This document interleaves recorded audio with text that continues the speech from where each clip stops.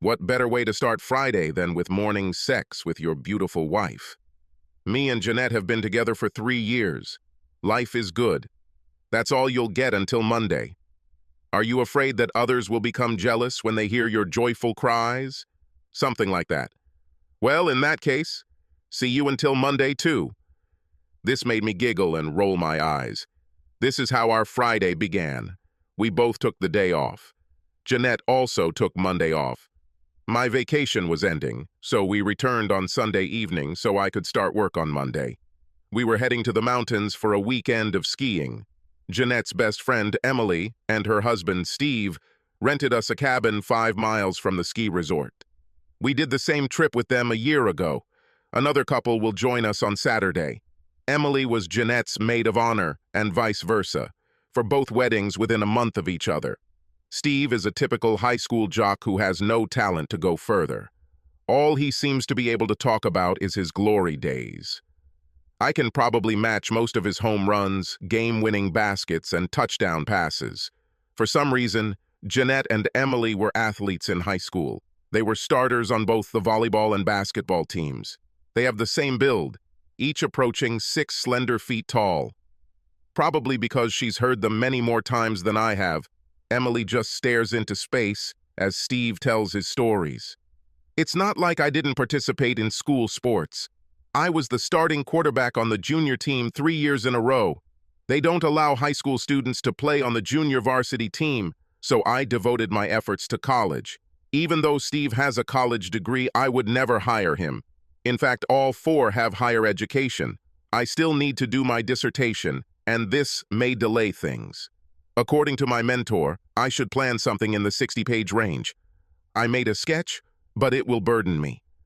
This is probably how it should be. The presence of a master says something to employers. Don't forget to bring your golf clubs so we have room for groceries. Yes, sir. Anything else, sir? Cute. Just do it. I headed to the garage. As the garage door slid up, a light flickered under my car. Since I changed the oil yesterday, I decided to check it. I grabbed the folded tarp, threw it open, and threw it onto the concrete floor. Kneeling down, I saw a few drops under the oil pan. Poking my finger at it, I had no doubt that it was oil. How difficult is it to make sure the oil drain plug is tight? Apparently much tougher than I thought. Sure enough, I tightened the bolt about half a turn.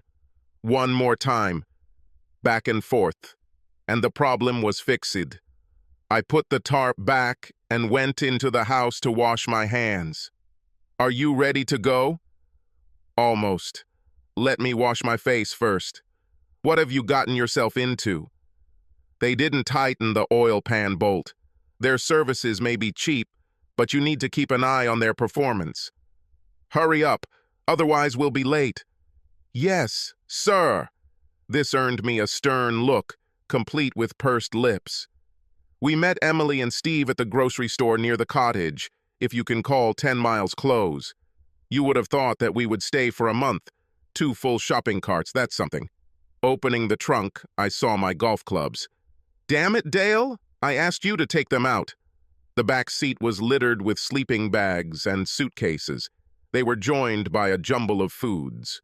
Only a few bags fit in the trunk. Jeanette was silent on the last stretch of the way to the hut.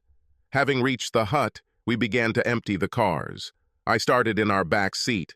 After several trips, Emily and I returned to the cars. We walked past Jeanette and Steve with our hands full. Emily. I grabbed the last bag of groceries from the car. I heard her trunk slam shut. I fell a little behind Emily as she walked to my car. My trunk was open and 2 bags were left there. In the distance, we heard a very loud explosion. Emily and I looked up at the mountain and saw the start of a small avalanche. I've seen this happen twice already. They fall in a cascade for about 10 seconds and then stop. This time, everything was different. What started out as something about 20 feet across has now expanded to several hundred feet. You could hear him approaching, like a train approaching. Crap! He's heading towards us! In the car! In the car!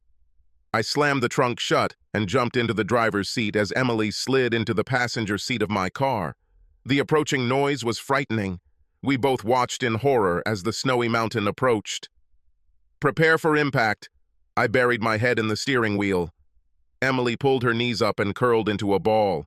The impact pushed my car like a puck on ice. A minute later, we crashed into something hard. I suspect it was only a few seconds, but I feared for my life. At one point, I heard Emily scream like a teenager on a roller coaster coming down from the first drop.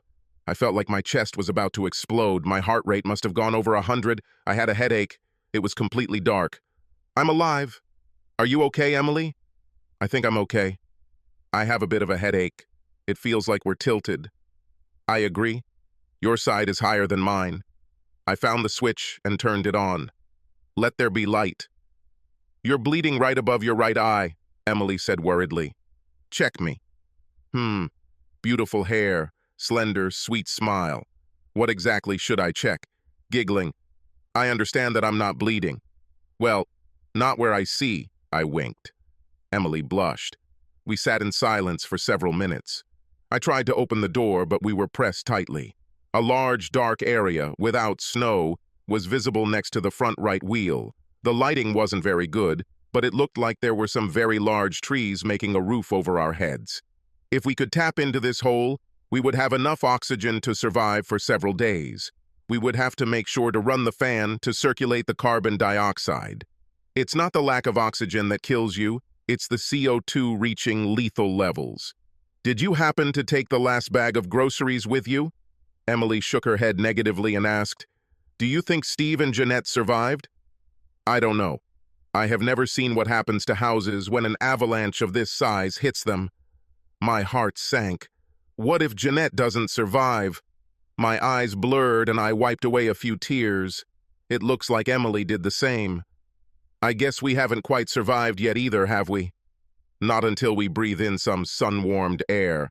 I wonder if anyone will understand that we are buried." I pressed the horn. It worked. At least we have a way to signal the rescuers. Every hour or so, or when we hear activity, we can beep. After an hour of almost complete silence, Emily announced, "I don't want to die." Agree. I didn't know that today was my last day on Earth. Even though we don't have a phone connection, I'm going to scribble down some texts telling those I love how much I love them. What a wonderful idea. It's a pity that I don't have my phone with me. I would do the same. "You can use my phone." I typed for about 10 minutes before emotions overtook me. As she handed the phone to Emily, she felt the same way. For the next 2 hours, we passed the phone to each other. Each of us wrote several messages from the afterlife. We didn't hear anything. The battery seemed to hold up well, but we turned off the dome light when we were resting. "I'm a little cold," Emily said worriedly. "It's a pity we didn't empty the trunk first." The sleeping bags were still in the back seat. There is a way to get into the trunk by lowering the rear seats. I have winter gloves and a raincoat. I think I have windbreakers. Climbing into the back seat, I felt for the latch. It worked. Using my cell phone for light, I stuck my head into the trunk. A minute later, I was already wearing gloves, hats, coats, and raincoats. I also grabbed the last 2 bags of groceries. Yummy, celery sticks, frozen cauliflower, and potato chips were the highlights. We weren't going to starve. Remembering that I had a couple of energy drinks in my golf bag, I took them out of the trunk. I couldn't help but burst out laughing when I saw Emily in a golf suit. "Warmer?" "Yes, it really helps. Can I offer you a stick of celery?" "If you do not mind." "I'll make an exception for you." I stretched out in the back seat and put on the remaining golf suit. Emily lowered the passenger seat as low as she could. "It's a pity we don't have a blanket," said Emily. "Hey, I have these tiny towels that I use to wipe down my clubs. We can cover our faces with them. We could pull up the rugs. It's not much, but it can help." That's what we did. We each took one. We threw them over ourselves, then covered our faces with small towels. It really helped. We closed our eyes and rested. When I woke up, I realized that I had slept for 2 hours. Emily purred, as women like to describe their snoring. Instead of waking her up by honking the horn, I lay there thinking about my life and my current predicament. I don't want to die. Will they find us before the spring thaw? Are we really going to die an hour before they find us? My mom will be desperate. I hope Jeanette survived. Emily woke up with a start and screamed, "It's okay, Emily, I'm here." It was a terrible dream, Dale. I saw our skeletons in the car. I don't want to die. Without asking Emily, I climbed into the back seat. Her warmth was pleasant. I'm not going to deny it. What time is it now? Just after 7 in the evening. The sun has already set for almost 2 hours. That's why it's getting colder. Are we going to starve, freeze, or run out of oxygen? I think we're okay with everything except freezing. I could use some water. Turning the ignition key, I discovered that the driver's side window was jammed. Both passenger windows rolled down several inches. I checked to see if they would rise back up and then low-read them again. We took the opportunity to suck on some snow to get some water. With a little effort, we managed to punch a hole into the darkness. We had a supply of oxygen. After running the fan for 10 minutes, I rolled up the windows again. With our horn constantly blaring, I could only hope that somewhere in the distance someone was thinking, "What was that noise?" Emily spoke about what I was thinking about. "I need to pee." "Me too." "Offers?" "It looks like the car tilted towards the left front wheel. I'm about to drive. Don't look at me, you pervert." "Wait, let me take out the camera and take a video. You will die from beatings if you do this." The sounds and smells of urine filled the car. Once finished, Emily returned to the passenger seat. I unkindly took my place in the driver's seat. I emptied my bladder, turned the key, and the windows slid down. Since the window was down, I turned on the fan. After bemoaning our predicament, we tried to settle in for the evening. After lying motionless for about 30 minutes, Emily asked, "Will you behave? Do you want me to do this? What I want and what I know that I must do at a given moment in time are two completely different things. I think you should hug me because I don't want to be accused of poking you all night long." Emily climbed into the back seat, leaned against the back, and pulled me towards her. "Press closer to me." I am freezing. After covering us with rugs, Emily placed her right hand on my chest, pulling me closer. The warmth of her body was too pleasant. If her hand had moved lower, my discomfort would have been revealed. With our faces covered in golf towels, sleep eventually overtook us. I didn't know how long we slept, but Emily pushed me away.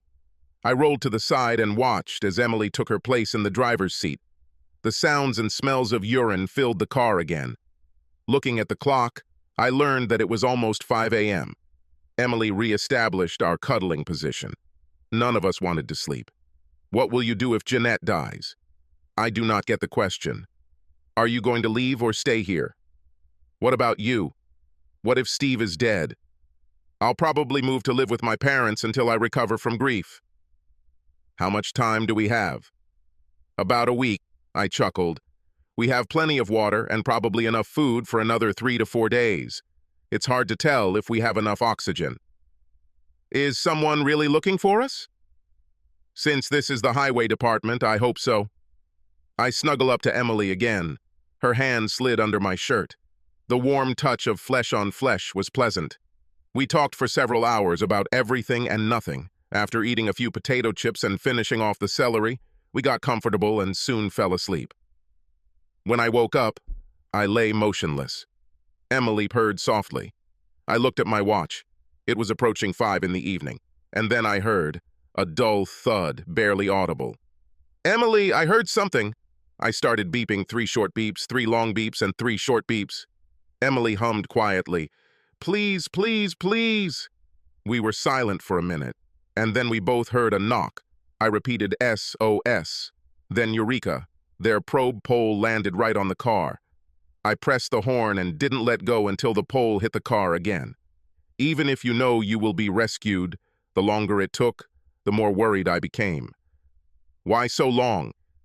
Emily pressed herself against me as I leaned over the driver's seat. From time to time, another probe would hit the car. Then we heard voices. "Almost there. Hang in there." The sound of metal on metal has never felt so good.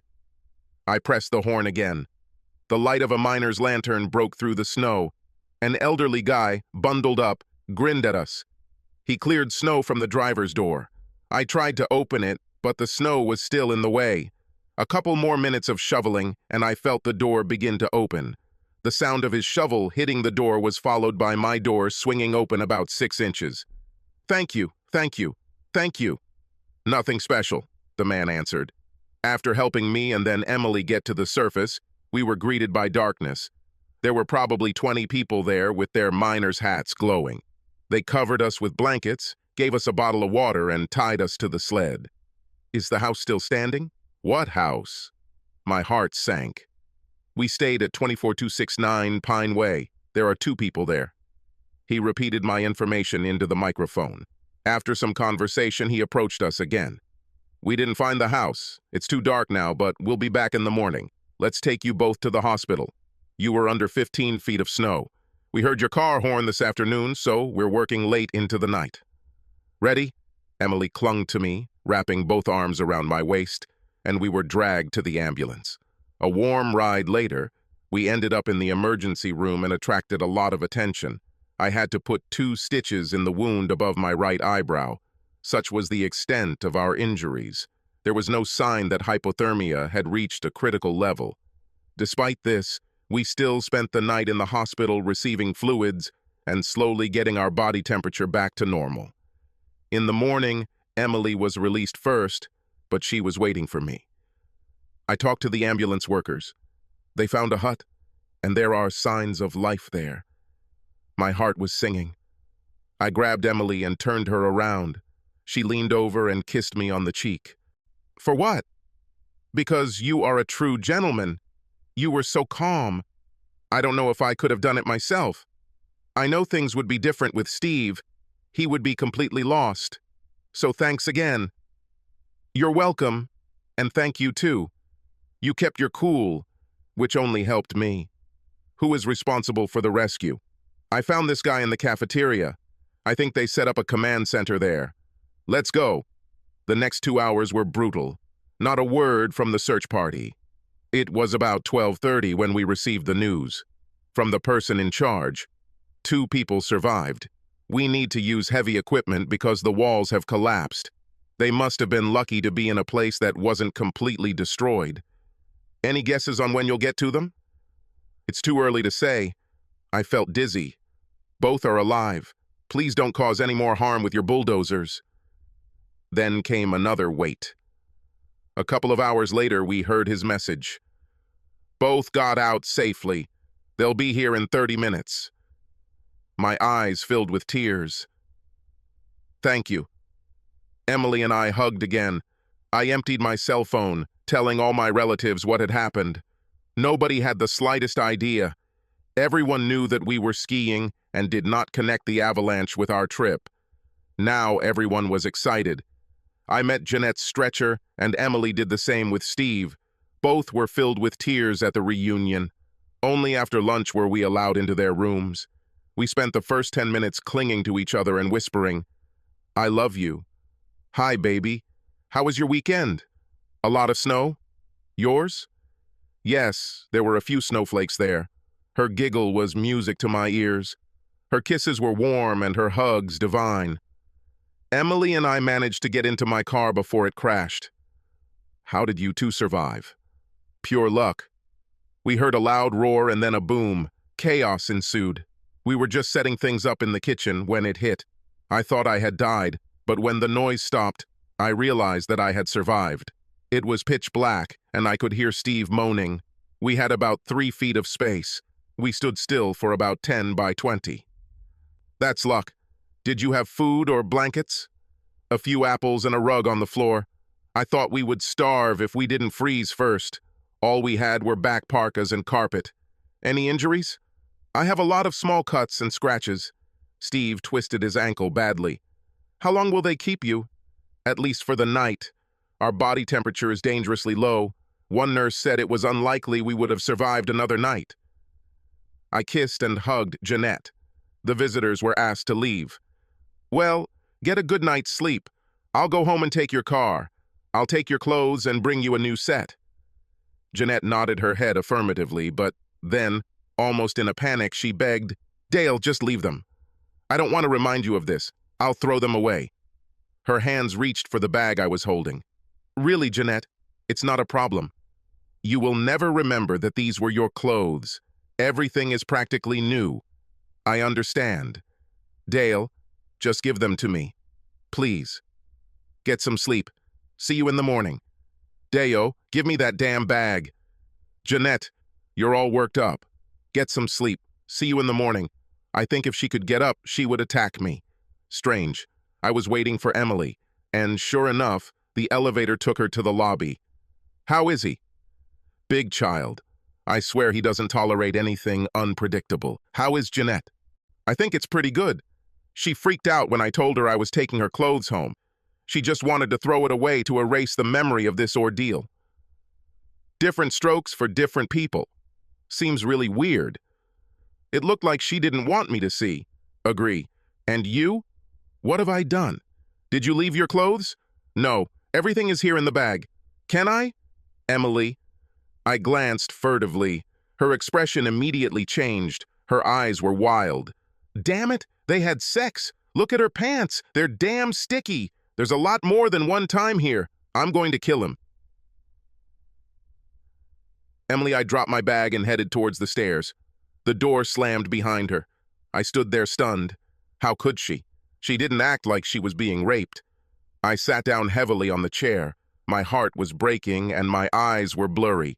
Rage began to take over me. 10 minutes later, security escorted Emily back to the lobby. One of the guards stood 10 feet away from her and warned her to behave or he would throw her out. He said they thought they were going to die. He didn't tell me how many times. Several, he answered. We thought we were going to die too. What the heck? I wanted to crash into something.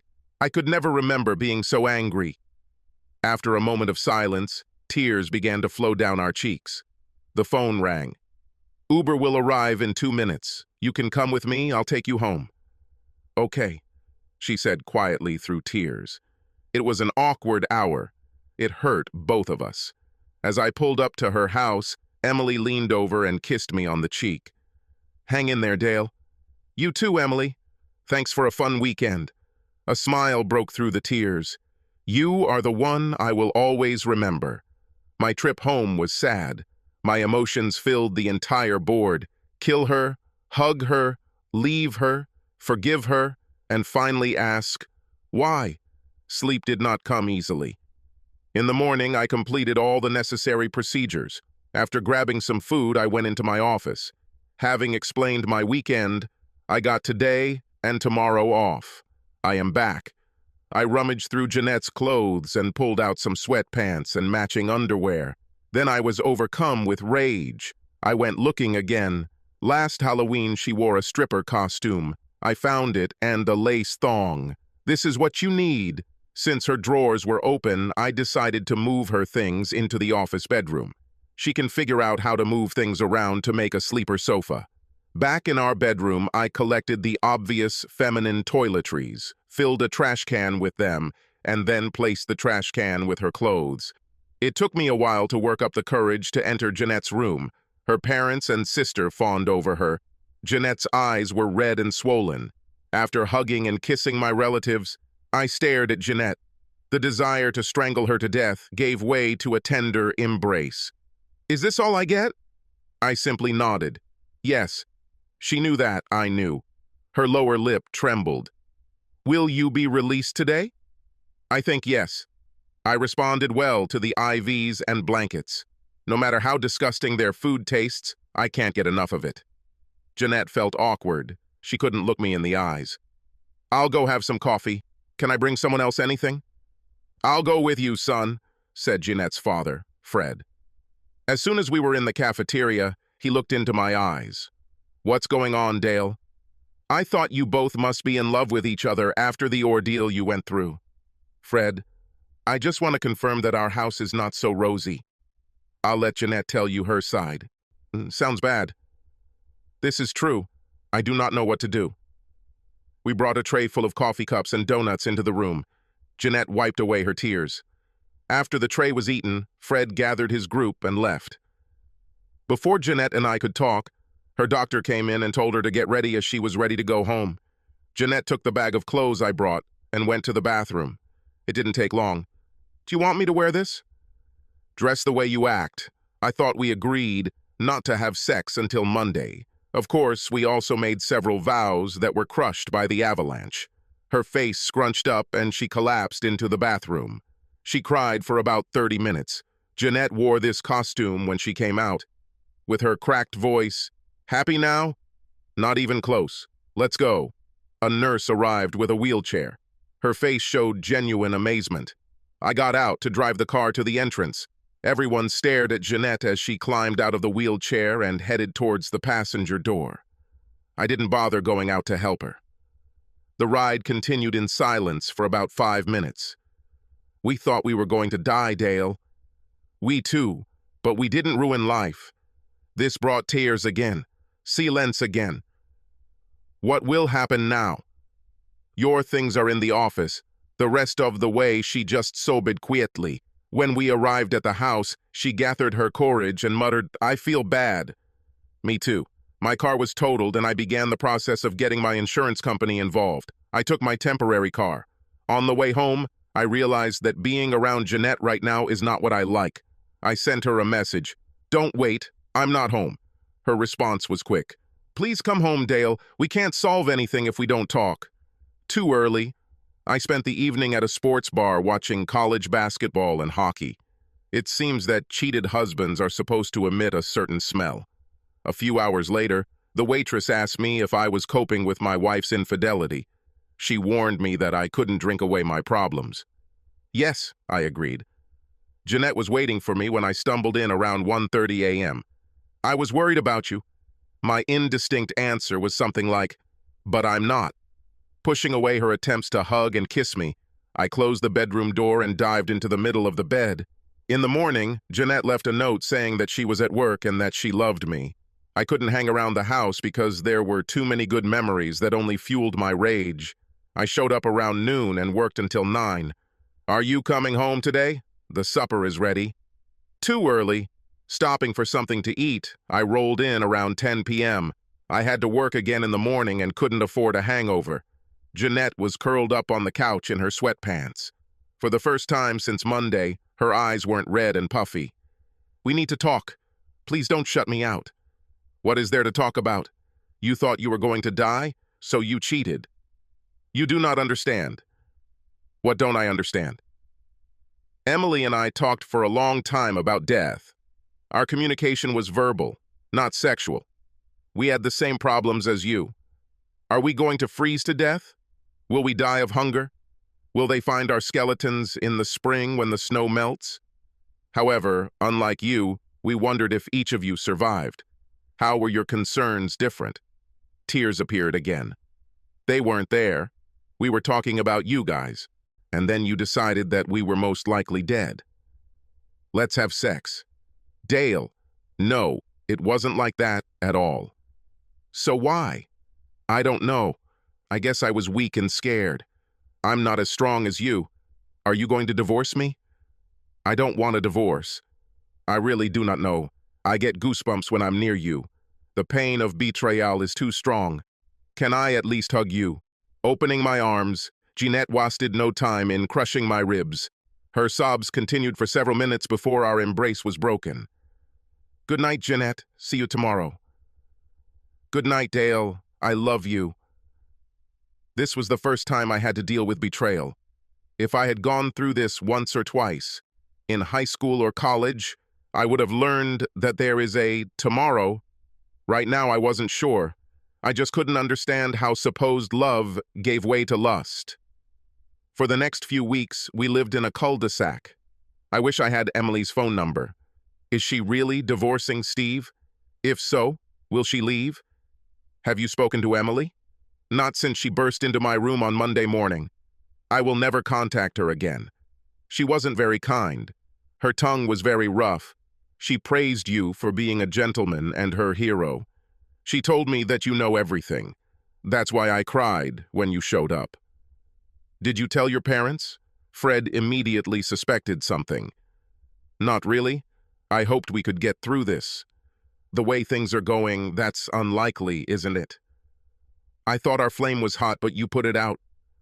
I just don't feel right around you. Something inside me died. We'll see how the next month goes, and then I'll decide. Jeanette's eyes sparkled with tears. My soul was dead. I didn't feel anything. 4 more weeks, and I was still emotionally dead around Janet. Jeanette, where are we? Can you give me one reason why we shouldn't break up? Because you are abandoning us. I did something I will always regret, but it wasn't planned. It just happened. I call it bullshit. Nothing happens for nothing.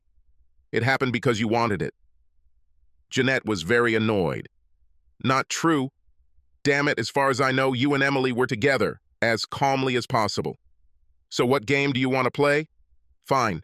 How long have you been lovers? I bet it was great meeting Steve again, wasn't it? This may have been Steve's first time, but I wonder how many others there have been. Jeanette pulled her knees to her chest and curled into a ball. Each of my accusations was like a slap in the face for her. Did you use our bedroom or just motels? No matter what you did, you managed to keep me in the dark. Here you go. Are you happy now? Sorry, Dale. I shouldn't have said that. No others. There have never been others. It was just a terrible decision on my part, and only when we were trapped. Please, can't we try to move past this? One thing I can tell you for sure, Jeanette, you just sealed our fate.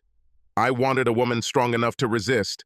Now I know that you will always think of me as a fraud, and I will always have to deal with the question of whether you have found another set of circumstances that cause you to cheat again. I'm too young for this kind of life. I'm filing for divorce. Oh God, no. Please, Dale. I don't want to lose you. Jeanette, I have to move on. My skin no longer breaks out in goosebumps when I'm around you. The only feeling that remains is pain. You couldn't drive the knife deeper into my heart. I'm going to instruct my lawyer to file a petition for divorce. You will be served here. There is no need to make this public. Jeanette's eyes were wet and her voice cracked. I'm really afraid. I won't dispute this. What will happen to our house? I think we need to sell it. I don't want it, and I doubt you can afford it. With a muffled answer, okay. 2 days later, Jeanette was served at home. This was fair since we didn't have much to share. I will have to pay a nominal amount of child support for 2 years. Since this was uncontested, the divorce was granted in less than 90 days. Jeanette tried her best to get me to soften, but I couldn't, and maybe I didn't want to. I moved out shortly after submitting my documents. As predicted, since Jeanette couldn't afford the mortgage, the house was sold and what little was left was divided in half. First, Jeanette went to her parents. She moved a few months later, but I don't know where she moved. When I think about her, I get angry and sad again.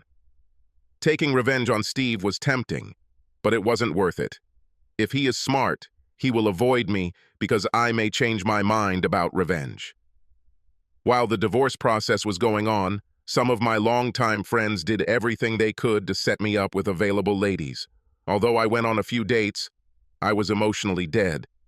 The thought of starting a relationship landed with a thud. Is this something I have to look forward to? 5 months have passed since the avalanche. After attending several by-invitation-only job fairs, I received 2 very attractive offers. I loved my current job, but it really couldn't compete with these offers. They told me this when I shared my suggestions with them. I got a position on the West Coast, near Palo Alto. My things fit comfortably in the car. My new apartment was no more lonely than the previous one. And that wasn't any better either. I needed a personal life that included women. I no longer knew what I wanted from life. One of these evenings, I remembered all those text messages that I had composed. Reading them warmed my soul. Telling those you love how much they mean to you was uplifting. I decided that I had to start living the life of a single person. I felt like I was spying or reading someone's diary. One by one, I read the texts that Emily composed. She was much more talented in her creativity. When I read her letter to my mother, my heart began to beat wildly. I may not have married the man of my dreams, but at least I will die in his arms. Jeanette is so lucky. I had to find a way to contact Emily. Jeanette's phone number no longer worked. I decided that it would be cruel to ask her to do this anyway. Remembering the conversations with Emily while waiting for our rescue, I thought that I knew what city her parents lived in. One of the photo albums I picked up had photos of our wedding along with a newsletter. This gave me my maiden name, Emily. It didn't take long to find the parents.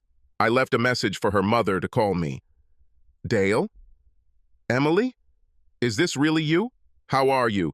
Oh, Dale, I'm so glad you called. I missed you so much. I'm great. What's going on in your world?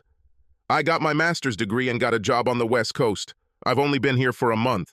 Is Jeanette with you? No, I just couldn't get past it. We have been divorced for several months now. What about you? Still with Steve? No, same as you. We lived together for a couple of months, but it was too hard for me. God, I'm so glad you called. What led to this?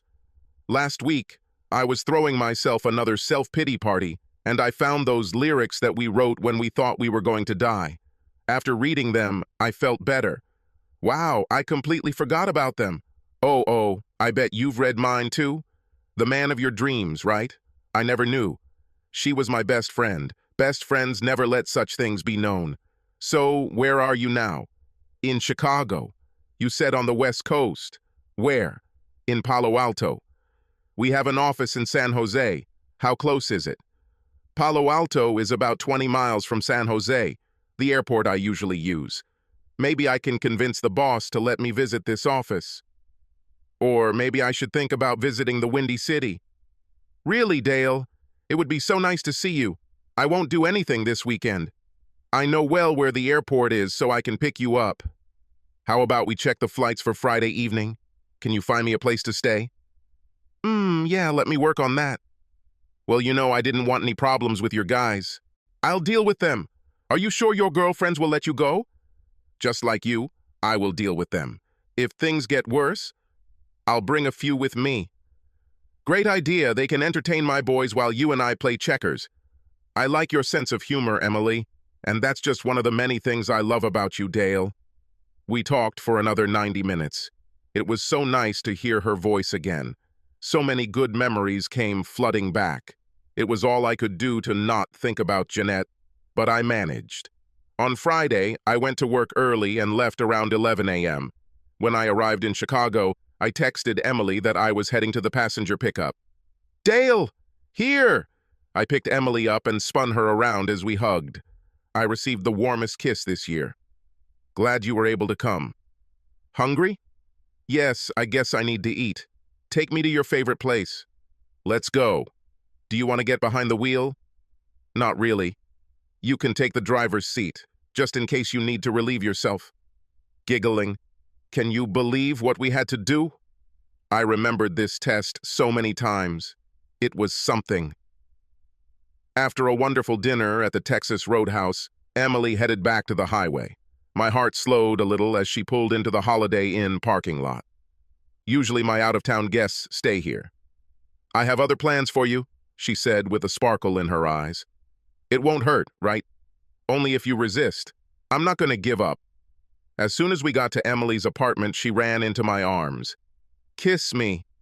Slow touches of the tongue gave way to a serious massage of the mouth. My hands wandered, but much more slowly than Emily's. Pushing me back, they sensually tore off my jacket and shirt. Your turn. I pulled Emily's blouse out of her pants, then unbuttoned the blouse from the bottom up. Emily pulled my head to her chest. I didn't need any further instructions. My arms roamed freely around my lower torso. After a few minutes, she asked me to stand up. The belt offered little resistance, and soon the trousers slid to the floor. Be careful there. It's been a while, and I might be a little hasty with the giveaway.